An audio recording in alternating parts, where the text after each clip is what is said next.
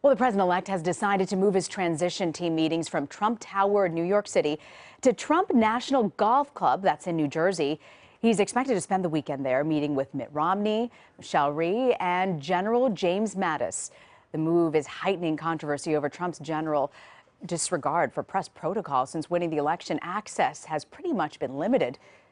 More typical than normal. Kenneth Craig is in Bedminster, New Jersey. Kenneth, can you explain why this is such a big deal that the press is being left out of the loop whenever Trump moves around? Well, Rena, this is concerning for a variety of reasons. First, as you know, this is really just the latest in a series of incidents where the president-elect has essentially tried to ditch the press pool that is in place to cover him. The latest happening just a few days ago, as you know, when the president-elect told the press pool there to cover him that he was in for the night, that there'd be no more events for the evening, and then he went out to dinner without the press pool, and they were left scrambling, jumping in cabs, trying to catch up with him. This press pool has been a matter of tradition for decades, a group of journalists and photographers in place to cover the president-elect and the president and their every move, their meetings, their whereabouts as they go through their presidency and through the events of the day and their presidency, Rena.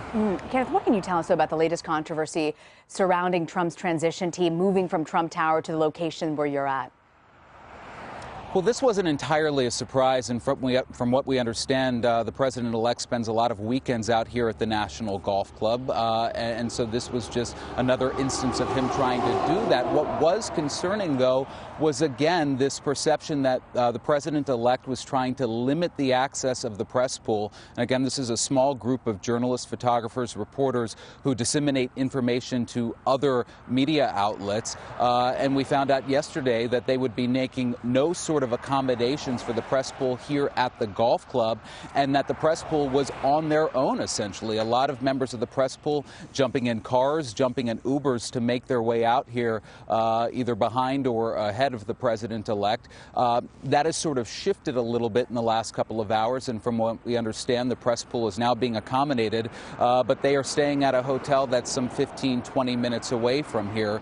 Based on the last report we also got, the press pool will not be given any sort of access on the golf course tonight to the president-elect's moves, and there is some talk that they might be allowed on the course and in the club tomorrow to cover some of these very highly anticipated meetings. Originally, the understanding was that the press pool wasn't going to be allowed on the property at all, and of course that was a major concern for the journalists trying to cover the president-elect and trying to get that information to the public.